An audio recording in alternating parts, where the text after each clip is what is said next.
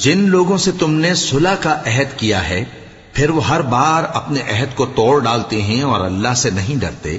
اگر تم ان کو لڑائی میں پاؤ تو انہیں ایسی سزا دو کہ جو لوگ ان کے پس پشت ہوں وہ ان کو دیکھ کر بھاگ جائیں۔ عجب نہیں کہ ان کو اس سے عبرت ہو۔ اور اگر تم کو کسی قوم سے دغابازی کا خوف ہو تو ان کا عہد انہی کی طرف پھینک دو کہ اس طرح تم سب برابر ہو جاؤ۔ کچھ شک نہیں کہ اللہ دغابازوں کو دوست نہیں رکھتا، اور کافر یہ خیال ہرگز نہ کریں کہ وہ آگے نکل گئے ہیں،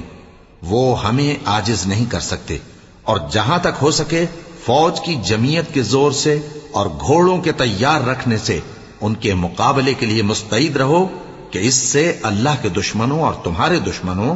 اور ان کے سوا اور لوگوں پر جن کو تم نہیں جانتے اور اللہ جانتا ہے ہیبت بیٹھی رہے گی، اور تم جو کچھ اللہ کی راہ میں خرچ کرو گے اس کا ثواب تم کو پورا پورا دیا جائے گا اور تمہارا ذرا نقصان نہ کیا جائے گا۔ اور اگر یہ لوگ صلح کی طرف مائل ہوں تو تم بھی اس کی طرف مائل ہو جاؤ،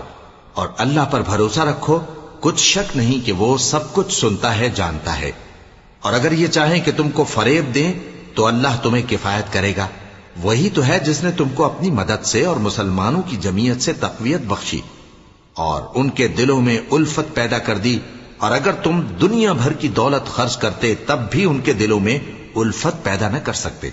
مگر اللہ ہی نے ان میں الفت ڈال دی، بے شک وہ زبردست ہے، حکمت والا ہے۔